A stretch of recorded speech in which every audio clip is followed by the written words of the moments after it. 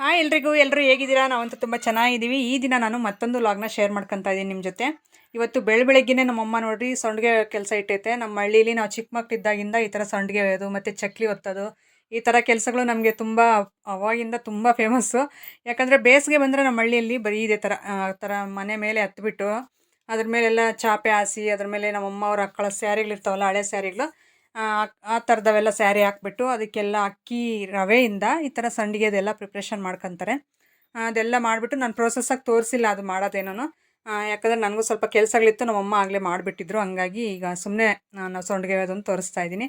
ನನಗೆ ಇದನ್ನು ಶೇರ್ ಮಾಡ್ಕೋಬೇಕು ಅಂತ ಅನ್ನಿಸ್ತು. ನನ್ನ ವೀಡಿಯೋಸಲ್ಲಿ ಇದು ಒಂದಿದ್ದರೆ ಚೆನ್ನಾಗಿರುತ್ತೆ ನೆನಪಿಗೆ ಅಂತಂದು ಅದೊಂದಾಯಿತು. ಹಾಗೆ ನಿಮಗೂ ತೋರಿಸ್ದಂಗೆ ಆಗುತ್ತೆ. ನಮ್ಮ ಹಳ್ಳಿ ಜೀವನ ಶೈಲಿ ತುಂಬ ಜನ ಇಷ್ಟಪಡ್ತಾ ಇದ್ದೀರಾ. ಹಂಗಾಗಿ ನಾನು ಮಾಡೋ ಕೆಲಸಗಳಲ್ಲಿ ಪ್ರತಿಯೊಂದು ನಿಮ್ಮ ಜೊತೆ ಶೇರ್ ಮಾಡ್ಕೋಬೇಕು. ಯಾವ್ಯಾವ ಕೆಲಸಗಳು ಡಿಫ್ರೆಂಟಾಗಿರುತ್ತೋ ಮತ್ತು ನಾವು ಏನು ಕೆಲಸ ಮಾಡ್ತೀವೋ ಡೈಲಿ ನಮ್ಮ ಜೀವನ ಶೈಲಿ ಹೇಗಿರುತ್ತೋ ಅದನ್ನು ಶೇರ್ ಮಾಡ್ಕೊತಾ ಇದ್ದೀನಿ ವೀಡಿಯೋಸಲ್ಲಿ. ಅದನ್ನು ತುಂಬ ಜನ ಇಷ್ಟಪಡ್ತೀರಾ. ನಿಮ್ಮ ಪ್ರೀತಿಗೆ ನಾನು ಯಾವತ್ತಿದ್ರೂ ಚಿರಋಣಿ. ನಿಮ್ಮ ಸಪೋರ್ಟು ಹೀಗೆ ಇರಲಿ ನಮ್ಮ ಕಡೆ ಅಂತಂದು ಹೇಳ್ತಾ, ನೋಡಿ ಇಲ್ಲಿ ಆ ಕಡೆ ಸಂಡಿಗೆ ಎಲ್ಲ ಒಯ್ತಾ ಇದ್ಲಲ್ಲ ಲಾಸ್ಯ, ಮತ್ತು ಲಾಸ್ಯನೂ ಮಾನ್ವಿಕ್ಕೂ ಒಯ್ದುಬಿಟ್ಟು ಸ್ವಲ್ಪ ಕೆಡಿಸ್ಬಿಟ್ಟವ್ರೆ. ಹಂಗಾಗಿ ಅವಳು ಬೈದ್ಬಿಟ್ಟು ನಮ್ಮ ರೋಜಾ ಎಬ್ಬಿಸ್ಬಿಟ್ಟವಳೆ. ಈಗ ನಾನು ಮತ್ತು ಮಾನ್ವಿಕ್ ಅಂತೀನಿ, ಅರವಿಂದು ಮತ್ತು ರೋಜಾ ಮೂವರು ಒಯ್ಯೋಣ ಅಂತ ಕೂತಿದ್ದೀವಿ. ಈಗ ಅರವಿಂದು ಸ್ವಲ್ಪ ವೀಡಿಯೋ ಮಾಡ್ಕೊಡು ಅಂತಂದು ಹೇಳಿದ್ರೆ ಮಾಡಿಕೊಡ್ತಾ ಇದ್ದಾನೆ. ಅವ್ನು ಸ್ವಲ್ಪ ಒಯ್ದ, ಆಮೇಲೆ ಕೊನೆಲ್ಲ ಒಂದು ತೋರಿಸ್ತೀನಿ. ನಮ್ಗೆ ಅವಾಗ ಚಿಕ್ಕ ಮಕ್ಕಳಿದ್ದಾಗ ಇದೊಂಥರ ಖುಷಿ ಅನ್ಸೋದು ಈ ಥರ ಸಂಡಿಗೆ ಒಯ್ಯೋದು.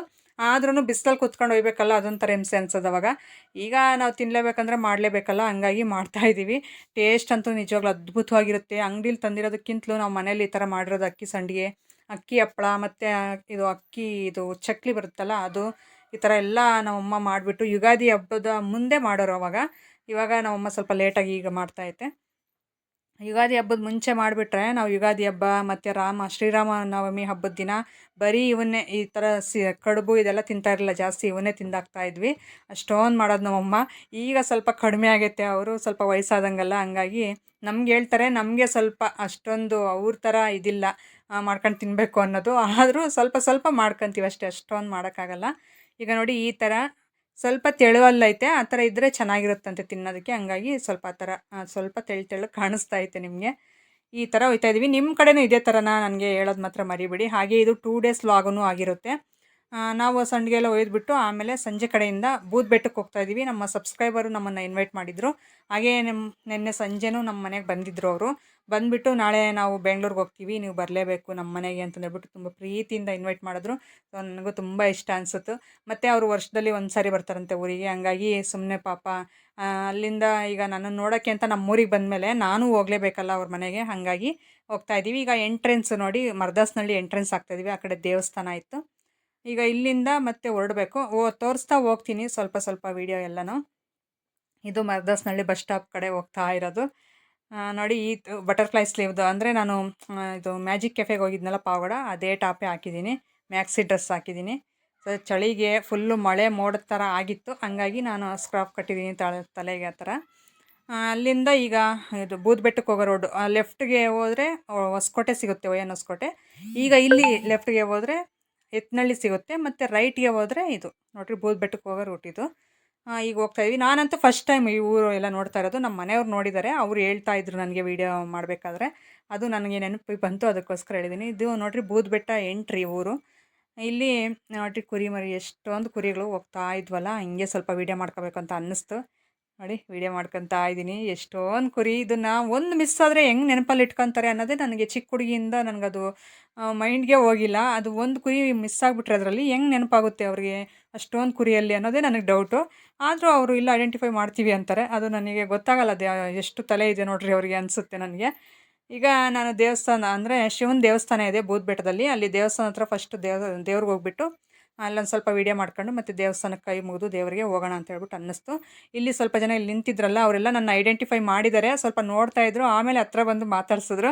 ಅವರೇನಾ ಇವರೇನಾ ಅಂತಂದು ಹೇಳ್ಬಿಟ್ಟು ಸ್ವಲ್ಪ ಕನ್ಫ್ಯೂಸ್ ಇರುತ್ತಲ್ಲ, ಹಂಗಾಗಿ ನೋಡಿದ್ರು ಅವರು. ವೀಡಿಯೋಸ್ ಎಲ್ಲ ಆನ್ ಮಾಡಿ ನೋಡ್ಕೊತಾ ಇದ್ರು. ನೋಡಿಬಿಟ್ಟು ಆಮೇಲೆ ಹತ್ರ ಬಂದು ಮಾತಾಡ್ಸೋರು. ತುಂಬ ಖುಷಿ ಅನ್ನಿಸ್ತು ಎಲ್ಲರನ್ನೂ ನೋಡಿಬಿಟ್ಟು. ಯಾಕಂದರೆ ಆ ಥರ ಸಿಕ್ಕಿದಾಗ ಮಾತಾಡ್ಸೋದು ತುಂಬ ಖುಷಿ ಅನಿಸುತ್ತೆ. ನೋಡಿ ಇಲ್ಲಿ ಮಾತಾಡಿಸ್ತಾ ಇದ್ದಾರೆ ಹುಡುಗರು. ಇಲ್ಲೆಲ್ಲ ಫಾಲೋವರ್ಸ್ ತುಂಬ ಜನ ಇದ್ದಾರೆ, ನಿಮಗೆ ಸಬ್ಸ್ಕ್ರೈಬರ್ಸ್ ಇದ್ದಾರೆ. ನಾವು ಯೂಟ್ಯೂಬು ಇನ್ಸ್ಟಾಗ್ರಾಮ್ ಎಲ್ಲ ನೋಡ್ತಾ ಇರ್ತೀವಿ ಅಂತಂದು ಹೇಳಿದ್ರು. ತುಂಬ ಖುಷಿ ಅನ್ನಿಸ್ತು. ಸೊ ಇವ್ರ ಪ್ರೀತಿ ಅಂಥದ್ದು, ಜನಗಳ ಪ್ರೀತಿ ಅಷ್ಟೊಂದು ಕೊಟ್ಬಿಡ್ತಾರೆ. ಯಾಕಂದರೆ ಒಂದು ಸಾರಿ ಹಚ್ಕೊಬಿಟ್ರೆ ನಮ್ಮ ಕನ್ನಡದವ್ರು ಹೆಂಗೆ ಅಂದರೆ ಒಂದು ಸಾರಿ ಮನಸ್ಸಿಗೆ ಹಚ್ಕೊಬಿಟ್ರೆ ಅದು ಅಷ್ಟೇ ಕೊನೆವರೆಗೂ ಅದು ಹೋಗಲ್ಲ ಆ ಥರ. ಇವರು ಅಷ್ಟೇ. ಇಲ್ಲಿ ನೋಡಿರಿ ದೇವಸ್ಥಾನ ಈಗ ಬಂದ್ವಿ ದೇವಸ್ಥಾನದ ಒಳಗಡೆ. ಇಲ್ಲಿ ನಮ್ಮ ಮನೆಯವ್ರು ಬಂದು ವಿಡಿಯೋ ಎಲ್ಲ ಮಾಡ್ತಾ ಇದ್ದಾರೆ. ನಾನು ಇನ್ನೂ ಸ್ವಲ್ಪ ಅವ್ರ ಹತ್ರ ಮಾತಾಡ್ತಾ ಇದ್ದೆ. ಇಲ್ಲಿ ದೇವರೆಲ್ಲ ಇದೆ. ಶಿವಲಿಂಗ ಅಂದರೆ ಶಿವ ದೇವಸ್ಥಾನ ಇದು. ಶಿವರಾತ್ರಿ ಹಬ್ಬ ತುಂಬ ಚೆನ್ನಾಗಿ ಮಾಡ್ತಾರಂತೆ. ಇಲ್ಲಿ ಹೇಳ್ತಾ ಇದ್ರು. ನಾವೇನು ಯಾವತ್ತೂ ಬಂದಿರಲಿಲ್ಲ, ನಾನು ಇದೇ ಫಸ್ಟ್ ಟೈಮ್ ಬಂದಿರೋದು. ಹಾಗಾಗಿ ದೇವಸ್ಥಾನಕ್ಕೆ ಹೋಗ್ಬಿಟ್ಟು ಕೈ ಮುಗಿದು ಹೋಗೋಣ ಅಂತ ಅನ್ನಿಸ್ತು. ಈಗ ನೋಡಿ ಆಗಲೇ ಸಂಜೆ ಆಗಿತ್ತು, ಮಳೆ ಮೋಡ ಆಗಿ ಫುಲ್ಲು ಗಾಳಿ ಬೀಸ್ತಾನೆ ಇತ್ತು ಆಗಿಂದ. ಆದ್ರೂ ದೇವ್ರಿಗೆ ಕೈ ಮುಗಿದೆ ಹೋಗದೆ ಚೆನ್ನಾಗಿರಲ್ಲ ಹೋದ್ರೆ ಅಂತಂದು ಹೇಳ್ಬಿಟ್ಟು ಅಲ್ಲಿ ಲಾಕ್ ಮಾಡಿದ್ರು. ಆಮೇಲೆ ಹುಡುಗರು ನನ್ನ ಮಾತಾಡ್ಸೋರಲ್ಲ, ಅವರೇ ಬಂದು ಲಾಕ್ ತೆಗೆದ್ರು, ಬನ್ನಿ ಒಳಗಡೆ ಅಂತಂದು ಹೇಳ್ಬಿಟ್ಟು. ಮತ್ತೆ ಒಳಗಡೆ ಹೋಗಿ ಸ್ವಲ್ಪ ಕತ್ಲೆ ಇತ್ತು ನೋಡ್ರಿ, ಕರೆಂಟ್ ಎಲ್ಲ ಫುಲ್ಲು ಹೋಗ್ಬಿಟ್ಟು ಪವರ್ ಆಫ್ ಆಗಿತ್ತು. ಅದು ಮಳೆ ಮೋಡ ಆಗಿತ್ತಲ್ಲ ಹಂಗಾಗಿ. ಈಗ ಅದನ್ನ ಓಪನ್ ಮಾಡಿದ್ರು. ಒಳಗಡೆ ಹೋಗಿ ನಾನು ದೇವರಿಗೆ ದರ್ಶನ ಮಾಡ್ಕೊಂಡು ಕೈ ಮುಗಿದು ಮತ್ತೆ ಅವ್ರ ಮನೆ ಹತ್ರ ಹೋಗ್ಬೇಕು, ನಮ್ಮ ಸಬ್ಸ್ಕ್ರೈಬರ್ ಮನೆ ಹತ್ರ. ಅದಕ್ಕೋಸ್ಕರ ಬಂದ್ವಿ ಈಗ ಒಳಗಡೆ. ನೋಡಿ ಕತ್ಲೆ ಇಲ್ಲಾಂದರೆ ತುಂಬ ಚೆನ್ನಾಗಿದೆ ಒಳಗಡೆ ಶಿವಲಿಂಗ. ನಿಜವಾಗ್ಲೂ ನನಗಂತೂ ಶಿವನ ದೇವಸ್ಥಾನ ತುಂಬ ಇಷ್ಟ ಆಯಿತು.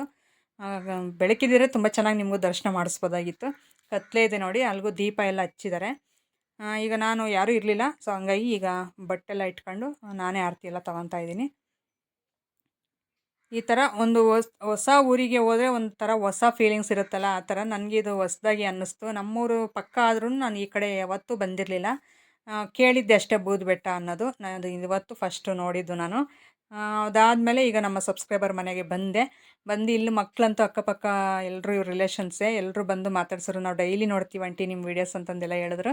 ಸೊ ನಮ್ಮ ಸಬ್ಸ್ಕ್ರೈಬರ್ ಇನ್ವೈಟ್ ಮಾಡಿದ್ರಲ್ಲ, ಅವ್ರ ಮಗಳು ಇವಳು ತುಂಬ ಚೂಟಿ, ತುಂಬ ಚೆನ್ನಾಗಿ ವೀಡಿಯೋಸ್ಗೆಲ್ಲ ತುಂಬ ಚೆನ್ನಾಗಿ ಆ್ಯಕ್ಟ್ ಮಾಡ್ತಾಯಿದ್ಲು ನೋಡಿರಿ. ಈ ಥರ ಇದು ಮಾಡ್ತಾಯಿದ್ಲು. ನನಗಂತೂ ತುಂಬ ಖುಷಿ ಅನ್ನಿಸ್ತು. ತುಂಬ ಚೆನ್ನಾಗಿದ್ದಾಳೆ. ಹಾಗೆ ಮಕ್ಕಳೆಲ್ಲರೂ ತುಂಬ ಚೆನ್ನಾಗಿ ಇಷ್ಟಪಟ್ಟು ಮಾತಾಡಿಸಿ ಮತ್ತು ಫೋಟೋಸ್ ಎಲ್ಲ ತಗೊಂಡ್ರು.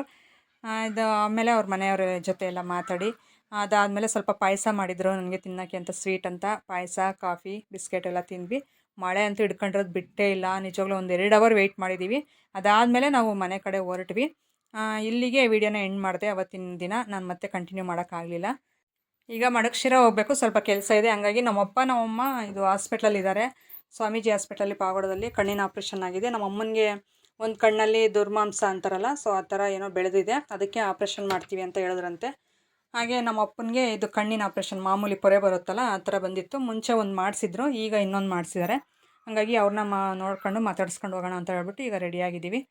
ಆಗಲೇ ನೀರು ಎಲ್ಲ ಬಿಟ್ಟಿದ್ರು, ಬೆಳಿಗ್ಗೆನೇ ಒಂದು 7 ಗಂಟೆ ಅಷ್ಟರಲ್ಲಿ ರೆಡಿಯಾಗಿದ್ವಿ. ಎಲ್ಲ ನೀರೆಲ್ಲ ಇಟ್ಕೊಂಡಿದ್ದಾಯಿತು. ಎಳ್ಳಿ ಗಿಡ ಅಂತೂ ಫುಲ್ ಎಳ್ಳಿಕಾಯಿ ಎಲ್ಲ ಖಾಲಿ ಮಾಡಿಬಿಟ್ಟಿದ್ದಾರೆ. ಎಲ್ಲರೂ ಬಂದು ಕಿತ್ಕೊಂಡೋಗಿ ಏನೂ ಅನ್ನೋಕ್ಕೂ ಆಗಲ್ಲ, ಏನಿಲ್ಲ. ಯಾಕಂದರೆ ಮನೆ ಹತ್ರ ಇರೋದು ಇನ್ನು ದುಡ್ಡಿಗೂ ಅಲ್ವಲ್ಲ. ಸೊ ಹಂಗಾಗಿ ದುಡ್ಡಿಗೆ ತರೋದು ಅಂಗಡಿ ಆ ಥರ ಆದರೆ ಕೇಳ್ತಾರೆ. ಈಗ ಮನೆ ಹತ್ರ ಇರೋವು ಆ ಥರ ಅಲ್ಲ, ಅದು ಬೆಳೆದಿರೋವು ಅಂತಂದು ಕಿತ್ಕೊಂಡು ಹೋಗ್ಬಿಡ್ತಾರೆ ಕೇಳ್ದೇನೆ. ಎಲ್ಲರೂ ಕಿತ್ಕೊಂಡೋಗಿ ಮಾಡ್ಕೊಂಡು ತಿನ್ನಲಿ ಬಿಡು ಅಂತ ನಾನು ಏನೂ ಅನ್ನೋಕ್ಕೋಗಲ್ಲ. ಆದರೆ ಯಾವಾಗಲಾದ್ರು ಟೈಮ್ ನನಗೆ ಬೇಕಂದಾಗ ಬೇಜಾರು ಅನಿಸುತ್ತೆ. ಅವಾಗ ಇರಲ್ವಲ್ಲ, ಅವಾಗ ಸ್ವಲ್ಪ ಬೇಜಾರಾಗುತ್ತೆ ಅಷ್ಟೇ. ಅಷ್ಟು ಬಿಟ್ಟರೆ ಯಾರಿಗೂ ಏನು ಅಬ್ಜೆಕ್ಷನ್ ಮಾಡಲ್ಲ. ಎಲ್ಲರೂ ಕಿತ್ಕೊಂಡೋಗಿ ತಿಂತಾ ಇರ್ತಾರೆ ನಮ್ಮ ಮನೆ ಹತ್ರ. ಈಗ ನೋಡಿರಿ ನಮ್ಮ ಮನೆಯವ್ರು ಗಾಡಿಯೆಲ್ಲ ನೀಟಾಗಿ ಒರೆಸ್ತಾ ಇದ್ದಾರೆ. ಈಗ ಹೊರಡಬೇಕು. ಬೆಳಿಗ್ಗೆ ಈಗ ಒಂದು 6:45 7 ಗಂಟೆ ಆಗಿತ್ತು. ಇವಾಗ ಬಿಡ್ತಾ ಇದ್ದೀವಿ. ಅಲ್ಲಿಗೆ ಹೋಗಿ ಬರೋದು ರಿಟರ್ನ್ ಎಷ್ಟೊತ್ತಾಗುತ್ತೋ ಗೊತ್ತಿಲ್ಲ. ನಿಮ್ಗೆ ಒಂದೊಂದೇ ವಿಷಯನ ಶೇರ್ ಮಾಡ್ತಾ ಹೋಗ್ತೀನಿ. ಈಗ ಹೋಗ್ತಾ ಇದ್ದೀವಿ ನೋಡಿರಿ ಪಾವಗಡ. ನಮ್ಮಪ್ಪ ಅಮ್ಮನ ಜೊತೆ ಒಬ್ಬ ಅಣ್ಣನ ಕಳಿಸಿದ್ದೀವಿ, ನಮ್ಮ ರಿಲೇಷನ್ನೇ. ಅವಣ್ಣ ಹೋಗೈತೆ ನೋಡ್ಕೊಳ್ಳೋದಕ್ಕೆ ಅಂತಂದು ಹೇಳ್ಬಿಟ್ಟು. ನಾವು ಹೋಗ್ಬೇಕಾಗಿತ್ತು ಆ್ಯಕ್ಚುಲಿ. ಹೋಗೋಕ್ಕಾಗಲಿಲ್ಲ, ಯಾಕಂದರೆ ನನಗೆ ಸ್ವಲ್ಪ ವೀಡಿಯೋಸ್ ಇದಿತ್ತು. ಹಾಗಾಗಿ ಆ ಕಡೆ ನಮ್ಮ ರೋಜಾ ಮತ್ತು ನನ್ನ ತಮ್ಮ ಹೋಗೋದಕ್ಕೆ. ಅವ್ರಿಗೂ ಹಸುಗಳು ಹಾಲೆಲ್ಲ ಕರಿಯೋದು, ಹಸುಗಳು ನೋಡ್ಕೊಳ್ಳೋದು, ಸೀಮೆ ಹಸುಗಳು, ಇದು ಮಕ್ಕಳು ಚಿಕ್ಕ ಮಕ್ಕಳು ಎಲ್ಲ ರಿಸ್ಕ್ ಇರುತ್ತೆ. ಹಾಗಾಗಿ ನಮ್ಮ ಅಣ್ಣನೇ ಹೋಗಿದ್ದರು. ಅವ್ರು ಹೋಗಿದ್ರಲ್ಲ, ನಾವು ಫೋನಲ್ಲೆಲ್ಲ ಮಾತಾಡ್ಸಿದ್ವಿ. ಇಲ್ಲ ಪರವಾಗಿಲ್ಲ ಚೆನ್ನಾಗಿದ್ದೀವಿ ಅಂತಂದು ಹೇಳಿದ್ರು. ಹಾಗಾಗಿ ನಾವು ಬೆಳಿಗ್ಗೆ ಹೋಗೋಣ ಬಿಡು, ಹಂಗೆ ಹೋಗ್ತೀವಲ್ಲ ಅಂತಂದೇಳ್ಬಿಟ್ಟು ಈಗ ಹೋಗ್ತಾ ಇರೋದು. ಇಲ್ಲಿ ಪಾವಗಡ ಎಂಟ್ರಿ ಆದ್ವಿ ನೋಡಿ. ಪಾವಗಡ ಬಸ್ ಸ್ಟಾಪ್ ಇದು. ನಮಗೆ ಪಾವಗಡ ಬಸ್ ಸ್ಟಾಪ್ ಅಂದರೆ ತುಂಬ ಖುಷಿ ಅನಿಸುತ್ತೆ. ಅದೇನೋ ಚಿಕ್ಕಂದ್ಲಿಂದ ಅಷ್ಟೇ. ಬಸ್ ಸ್ಟಾಪ್ ನೋಡಿದ್ರೆ ಒಂಥರ ಖುಷಿ. ಪಾವಗಡ ಬಸ್ ಸ್ಟಾಪ್ ನೋಡಿದ್ರೆ ಇಲ್ಲಿ ಬಸ್ ಎಲ್ಲ ನೋಡಿರಿ ಎಲ್ಲ ನಿಂತವೆ ಪಾರ್ಟಿಷನ್ನಾಗಿ ಆಗಿಬಿಟ್ಟು. ಈಗ ನಾನು ಸ್ವಲ್ಪ ನಮ್ಮ ಅಪ್ಪ ನಮ್ಮ ಅಮ್ಮನ ಹಣ್ಣೆಲ್ಲ ತಗೊಂಡು ಹೋಗೋಣ, ಸುಮ್ಮನೆ ಪಾಪ ಕಣ್ಣು ಆಪ್ರೇಷನ್ ಆಗಿದೆಯಲ್ಲ, ಏನಾದರೂ ತಿಂತಾರೆ ಅಂತ ಹೇಳ್ಬಿಟ್ಟು. ಇನ್ನು ನಿನ್ನೆ ಅಂದರೆ ಮೊನ್ನೆ ಸಂಜೆ ಹೋಗಿರೋರು ಒಂದು ಡೇ ಫುಲ್ ಇಲ್ಲೇ ಇದ್ದಾರೆ, ಮತ್ತು ನೆಕ್ಸ್ಟ್ ಡೇ ಹಾಫ್ ಡೇವರೆಗೂ ಇರ್ತಾರೆ. ಹಂಗಾಗಿ ಸ್ವಲ್ಪ ಹಣ್ಣುಗಳು ಅವೆಲ್ಲ ತಗೊಂಡೋದ್ರೆ ತಿಂದ್ಕೊಂಡಿರ್ತಾರೆ ಅಂತ ಹೇಳ್ಬಿಟ್ಟು ಹಣ್ಣೆಲ್ಲ ಸ್ವಲ್ಪ ಆಪಲ್ಲು ಎಲ್ಲ ತೊಗೊತಾ ಇದ್ದೀನಿ. ಈ ಕಡೆ ನಮ್ಮ ಮನೆಯವ್ರಿಗೆ ಸ್ವಲ್ಪ ಯಾವುದೋ ಫೋನ್ ಬಂದಿತ್ತು, ಹಂಗಾಗಿ ಇನ್ನೊಂದು ಸ್ವಲ್ಪ ಚೆನ್ನಾಗಿ ತೋರಿಸೋರು ಬಸ್ ಸ್ಟಾಪ್ ಎಲ್ಲನೂ. ಫೋನ್ ಬಂದಿತ್ತು, ಅವ್ರ ಫೋನಲ್ಲಿ ಮಾತಾಡ್ತಾಯಿದ್ರು. ಹಾಗೆ ನನ್ನ ಟಾರ್ಚರ್ಗೆ ಒಂದು ಸ್ವಲ್ಪ ನಿಮಗೆ ತೋರಿಸ್ಬೇಕು ಅಂತಂದೆ ನಾನು ಒಂದು ಸ್ವಲ್ಪ ವೀಡಿಯೋ ಮಾಡಿಸಿದ್ದೀನಿ. ಆಮೇಲೆ ಹೋಗ್ಬಿಟ್ಟು ಸ್ವಲ್ಪ ಬ್ರೆಡ್ಡು ಮತ್ತು ಆ ಕಡೆ ಬೇಕ್ರಿ ಐಟಮ್ಸ್ ಎಲ್ಲ ತಗೊಂಡೆ. ಯಾಕಂದರೆ ನಮ್ಮ ಅಮ್ಮನಿಗೆ ಸ್ವಲ್ಪ ಹಾಸ್ಪಿಟ್ಲ್ ಅಂದರೆ ಅಲರ್ಜಿ. ಸ್ವಲ್ಪ ಅಲ್ಲಿ ಹಾಸ್ಪಿಟ್ಲಲ್ಲಿ ಕೊಡೋ ಊಟನೋ ಅದೆಲ್ಲ ಇಷ್ಟಪಡಲ್ಲ ಅವರು. ಹಂಗಾಗಿ ಸ್ವಲ್ಪ ಹಣ್ಣು ಈ ಥರ ತಗೊಂಡೋದ್ರೆ ತಿಂತಾರೆ ಪಾಪ, ಇವಾದರೂ ತಿಂದ್ಕೊಂಡಿರ್ತಾರೆ ಅಂತ ಹೇಳ್ಬಿಟ್ಟು ನಾನೇ ತಗೊತಾ ಇದ್ದೀನಿ ಎಲ್ಲನೂ. ನೋಡಿ ನಾನು ಮತ್ತು ನಮ್ಮ ಮನೆಯವ್ರು ಇಬ್ಬರೇ ಬಂದಿರೋದು. ನಾವು ಹಾಸ್ಪಿಟ್ಲಿಗಾಗಿದ್ದರೆ ಮಕ್ಕಳನ್ನ ಕರ್ಕೊಬರ್ತಾಯಿದ್ವಿ. ಹಾಸ್ಪಿಟ್ಲಿಂದ ಇದು ನೋಡ್ಕೊಂಡು ಮತ್ತೆ ನಮ್ಗೆ ಇನ್ನೂ ಒಂದು ಕೆಲಸ ಇದೆ, ಆ ಕಡೆನೂ ಹೋಗಬೇಕು. ಅದಕ್ಕೋಸ್ಕರ ಅಲ್ಲಿಂದ ಬಂದ್ವಿ. ಈಗ ನೋಡಿರಿ ಇದೇ ಸ್ವಾಮೀಜಿ ಹಾಸ್ಪಿಟ್ಲು ಪಾವಗಡದಲ್ಲಿ. ನಾನಿದು ಫಸ್ಟ್ ಟೈಮ್ ಈ ಹಾಸ್ಪಿಟ್ಲ್ ನೋಡ್ತಾ ಇರೋದು. ಕಣ್ಣಿನ ಆಸ್ಪತ್ರೆ ಅಲ್ಲ, ಹಂಗಾಗಿ ನಮ್ಗೆ ಯಾವುದೇ ಥರ ಯಾವಾಗಲೂ ಏನೂ ಕಣ್ಣು ಪ್ರಾಬ್ಲಮ್ ಆಗಿರಲಿಲ್ಲ ನಾವು ಬರೋದಕ್ಕೆ. ಇದು ನಮ್ಮ ಅಪ್ಪ ನಮ್ಮ ಅಮ್ಮನ ನೋಡೋಕ್ಕೆ ಅಂತಂದು ಹಾಸ್ಪಿಟ್ಲು ನೋಡ್ದಂಗಾಯಿತು. ಯಾವಾಗಲೂ ಹೇಳ್ತಾಯಿದ್ರು ಸ್ವಾಮೀಜಿ ಹಾಸ್ಪಿಟ್ಲಲ್ಲಿ ಈ ಥರ ಕಣ್ಣಿನ ಆಪ್ರೇಷನ್ ಮಾಡ್ತಾರೆ ಅಂತ ಹೇಳ್ತಾಯಿದ್ರು. ತುಂಬ ಚೆನ್ನಾಗಿ ಮಾಡಿದ್ದಾರೆ. ನಮ್ಮ ಅಪ್ಪನಿಗೆ ಆಗ ಫಸ್ಟ್ ಟೈಮ್ ಮಾಡಿದ್ರಲ್ಲ, ತುಂಬ ಚೆನ್ನಾಗೇ ಕಾಣ್ತಾ ಇದೆ ಈಗ. ಈಗ ಇನ್ನೊಂದು ಮಾಡಿಸಿದ್ದಾರೆ. ನಮ್ಮ ಅಮ್ಮನೂ ಅದು ಮಾಡಿಸೈತೆ. ಅದೇನೋ ಕಪ್ಪುದು ಇದಿರುತ್ತಲ್ಲ ಕಣ್ಣು ಇದರಲ್ಲಿ, ಅದ್ರ ಮೇಲೆ ಒಂಥರ ಕೆಂಪು ರೆಡ್ಡಾಗಿ ಕಂಡದ ಥರ ಬೆಳೆದಿತ್ತು. ಹಾಗಾಗಿ ಅದನ್ನು ಆಪ್ರೇಷನ್ ಮಾಡಿರೋದು. ಸ್ವಲ್ಪ ಪೇಯ್ನ್ ಐತೆ ಅಂದರು. ನೋಡಿರಿ ಇಲ್ಲಿ ಮಲಗಿದ್ರು. ನಿಜವಾಗ್ಲೂ ಏನಕ್ಕಾದರೂ ಮಕ್ಕಳಾಗಿ ಹುಟ್ಬಿಟ್ಟು ಅಂತ ಅನ್ನಿಸ್ಬಿಡ್ತು ನಮ್ಮ ಅಪ್ಪ ನಮ್ಮ ಅಮ್ಮನ ನೋಡಿಬಿಟ್ಟು. ಯಾಕಂದರೆ ಆ ಥರ ನೀವು ಮಲಗಿದ್ರೆ ನನಗೆ ಒಂಥರ ಕಣ್ಣಲ್ಲಿ ನೀರು ಬಂದಂಗೆ ಆಗ್ಬಿಡ್ತು. ನೋಡು, ಮಕ್ಕಳು ಬೇಕು ಅಂತ ಹೇಳ್ಬಿಟ್ಟು ಮಕ್ಕಳನ್ನ ಈ ಥರ ಆಡ್ಕೊತಾರೆ. ಈ ಥರ ಕಷ್ಟ ಕಾಲದಲ್ಲಿ ಯಾರೂ ಜೊತೆಯಲ್ಲಿಲ್ವಲ್ಲ ಅಂತ ನನಗೆ ಒಂಥರ ಫೀಲ್ ಅನ್ನಿಸ್ಬಿಡ್ತು. ಸೊ ನಮ್ಗೆ ಎಷ್ಟೇ ಕಷ್ಟಗಳಿರಲಿ, ಕೆಲಸಗಳಿರಲಿ, ಮೇಯ್ನು ತಂದೆ ತಾಯಿ, ಅತ್ತೆ ಮಾವ, ಅದಾದಮೇಲೆ ಬೇರೆ ಕೆಲಸಗಳು ಅಂತ ಅನ್ನಿಸ್ತು ನನಗೆ. ಯಾಕಂದರೆ ಅಲ್ಲಿ ಮಲಗಿರೋರು ನೋಡಿದ್ರೆ ಎಲ್ಲರೂ ನನಗೆ ಆ ಥರ ಅನ್ನಿಸ್ಬಿಡ್ತು. ಏಜ್ ಆಗಿರೋರು ಎಲ್ಲರೂ ಮಲಗಿದ್ರಲ್ಲ, ಸೊ ಅವ್ರು ಮಲಗಿರೋದಕ್ಕೆ ನನಗೊಂಥರ ಕಣ್ಣಲ್ಲಿ ನೀರು ಬಂದುಬಿಡ್ತು ಎಲ್ಲರೂ ನೋಡಿಬಿಟ್ಟು. ಸೊ ಎಷ್ಟು ಕಷ್ಟ ಅಲ್ಲ ವಯಸ್ಸಾದಮೇಲೆ ಅಂತ. ಏನೋ ತಂದೆ ತಾಯಿನೇ ಮಕ್ಕಳಿಗೆ ಎದುರು ನೋಡೋ ಥರ ಅನ್ನಿಸ್ತು ನನಗೆ ಪೊಸಿಷನ್ ನೋಡಿ. ಯಾರೂ ಇಲ್ವಲ್ಲ ನಮ್ಮ ಜೊತೆ, ಯಾರೂ ಬರಲಿಲ್ವಲ್ಲ ಅನ್ನೋ ಥರ ಫೀಲು ನನಗಾಯಿತು. ಅವರೆಲ್ಲ ಆಗಿದೆಯೋ ಇಲ್ಲ ಗೊತ್ತಿಲ್ಲ. ಅವ್ರನ್ನ ನೋಡಿ ಅವ್ರ ಮುಖನ ನನಗೆ ಆ ಥರ ಅನ್ನಿಸ್ತು. ನಿಜವಾಗ್ಲೂ ಕಣ್ಣಲ್ಲಿ ನೀರು ಬಂತು ನನಗೆ ನೋಡಿಬಿಟ್ಟು. ನಾನು ಬರಬೇಕಾಗಿತ್ತು ನೆನ್ನೆನೇ ಅಂತ ಹೇಳ್ಬಿಟ್ಟು ತುಂಬ ನೋವು ಪಟ್ಕೊಂಡೆ. ಅದಾದಮೇಲೆ 7:30ಗೆ ಹೋಗ್ರಿ ನೀವು ಟಿಫನ್ ಮಾಡಿರಿ ಅಂತ ಕಳಿಸಿದ್ರು. ನೋಡಿ ಎಷ್ಟೇ ಆಗಲಿ ತಂದೆ ತಾಯಿ ಎಲ್ಲ. ನನಗೆ ಟಿಫನ್ ಇಲ್ಲ ಅಂದರೆ ಒಂದು 8 ಗಂಟೆ ಅಷ್ಟರಲ್ಲಿ ನನ್ನ ಕೈಲಿ ಆಗಲ್ಲ. ಅದಕ್ಕೆ ನಮ್ಮ ಅಪ್ಪ ನಮ್ಮನಿಗೆ ಗೊತ್ತು, ಫಸ್ಟ್ ಟಿಫನ್ ಮಾಡ್ಕೊಬರೋಗ್ರಿ ನೀವು ಅಂತಂದು ಕಳಿಸಿದ್ರು. ಅದಕ್ಕೆ ಇಲ್ಲಿ ಬಂದು ಈಗ ಟಿಫನ್ ಮಾಡ್ಕೊಂಡು ಇವಣ್ಣ ನಮ್ಮ ಅಪ್ಪ ನಮ್ಮ ಅಮ್ಮನ ನೋಡ್ಕೊತಾ ಇದ್ರಲ್ಲ, ಅಣ್ಣನೂ ಬಂದಿತ್ತು. ಪಾಪ ಹಾಸ್ಪಿಟಲಲ್ಲಿ ತುಂಬ ಚೆನ್ನಾಗಿ ನೋಡ್ಕೊಂಡೈತೆ. ನೋಡಿರಿ ಇವಣ್ಣನೇ ನಮ್ಮ ರಿಲೇಷನ್ನೇ ಆಗಬೇಕು. ಅದಕ್ಕೆ ಇವರಿಬ್ಬರು ಇಡ್ಲಿ ತಗೊಂಡ್ರು, ನಾನು ದೋಸೆ ತಗೊಂಡೆ. ಹಾಗೆ ನಮ್ಮ ಅಮ್ಮನಿಗೆ ನಿಜವಾಗ್ಲೂ ಹೇಳ್ಬೇಕಂದ್ರೆ ಟಿಫನ್ಸ್ ಏನು ಇಷ್ಟ ಆಗಲ್ಲ. ನಮ್ಮಪ್ಪ ಹೆಂಗೋ ತಿಂತಾರೆ, ನಮ್ಮಮ್ಮ ತಿನ್ನಲ್ಲ. ಬರೀ ಬಿಸಿಬೇಳೆಭಾತ್ ಕೊಟ್ರಂತೆ 2 ಡೇಸೂ ಪಾಪ ಸಂಜೆ ಟೈಮಲ್ಲಿ.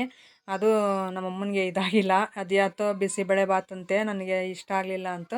ಅದಕ್ಕೆ ನೀವೇನು ತರಬೇಡ್ರಿ, ನಾನು ಇಲ್ಲಿ ಕೊಡೋದೇ ತಿಂತೀನಿ ಅಂದರು. ಮತ್ತೆ ದುಡ್ಡು ಖರ್ಚು ಮಾಡ್ತಾರೆ ಅಂತಂದು ಹೇಳ್ಬಿಟ್ಟು ಆ ಥರ ನಮ್ಮಿಂದ ಏನೂ ₹1 ಖರ್ಚು ಮಾಡ್ಸೋಕ್ಕೆ ಇಷ್ಟಪಡಲ್ಲ ನಮ್ಮಪ್ಪ ನಮ್ಮಮ್ಮ. ಇನ್ನೂ ಬೇಕಾದ್ರೆ ನಾನು ಕೇಳಿದ್ರೆ ಬಾಯ್ಬಿಟ್ಟು ನನಗೆ ಹಿಂಗೆ ಒಂದು ₹500 ಬೇಕು ಕೊಡ್ರಿ ಅಂದರೆ ಕೊಟ್ಬಿಡ್ತಾರೆ ತೆಗೆದು ಆ ಥರ. ಇನ್ನು ಟಿಫನ್ ಏನಾದರೂ ಕಳಿಸ್ತಾರೆ ಅಂತಂದು ಹೇಳ್ಬಿಟ್ಟು, ಇಲ್ಲ ನಾವು ಇಲ್ಲೇ ತಿಂತೀವಿ, ಮನೆಗೆ ಹೋದ್ಮೇಲೆ ಮುದ್ದೆ ಮಾಡಿಸ್ಕೊಂಡು ತಿಂತೀವಿ ಅಂತಂದು ಹೇಳ್ತಾಯಿದ್ರು. ನಮ್ಮಮ್ಮನಿಗೆ ದೋಸೆ ಅಂದರೆ ತುಂಬ ಇಷ್ಟ. ಹಂಗಾಗಿ ನಮ್ಮಪ್ಪ ನಮ್ಮಮ್ಮ ಇಬ್ಬರು ತಿನ್ನಲಿ ಅಂತ ಹೇಳ್ಬಿಟ್ಟು ನಾವು ದೋಸೆ ಎಲ್ಲ ನಾನು ಒಂದು ಸಿಂಗಲ್ ದೋಸೆ ತಿಂದೆ. ಅವರಿಗೆಲ್ಲ ಟಿಫನ್ ಎಲ್ಲ ತಗೊಂಡು ನಮ್ಮ ಅಣ್ಣನ ಕೈಲಿ ಕಳಿಸ್ದೆ. ಅವ್ರು ತಗೊಂಡು ಹೋದರು. ನಾವೀಗ ಟಿಫನ್ ಮಾಡ್ತಾಯಿದ್ದೀವಿ. ಟಿಫನ್ ಮಾಡ್ಕೊಂಡು ಈಗ ಮಡಗಶಿರ ಕಡೆ ಹೊರಡ್ತಾ ಇದ್ದೀವಿ. ಅಪ್ಪ ಅಮ್ಮ ತ್ಯಾಗದ ಮುಂದೆ ನಾವು ಮಾಡೋದೆಲ್ಲ ಚಿಕ್ಕ ವಿಷಯ ಬಿಡ್ರಿ, ಅದೇನು ದೊಡ್ಡದಲ್ಲ. ಸೊ ನಾನು ಮಡಗಶಿರ ಏನಕ್ಕೆ ಹೋದೆ ಅಂತ ನಾನು ಮುಂದಿನ ವ್ಲಾಗಲ್ಲಿ ನಿಮ್ಮ ಜೊತೆ ಶೇರ್ ಮಾಡ್ಕೊತೀನಿ. ತುಂಬ ಸ್ಪೆಷಲ್ ಡೇನೂ ಆಗಿರುತ್ತೆ. ಪ್ಲೀಸ್ ಹೊಸಬ್ರಾಗಿದ್ದರೆ ಸಬ್ಸ್ಕ್ರೈಬ್ ಮಾಡ್ಕೊಂಡು ವಿಡಿಯೋನ ಲೈಕ್ ಮಾಡಿ. ಹಾಗೆ ಹೊಸ ವೀಡಿಯೋಗೋಸ್ಕರ ಬೆಲ್ ಐಕನ್ನ ಕ್ಲಿಕ್ ಮಾಡಿ.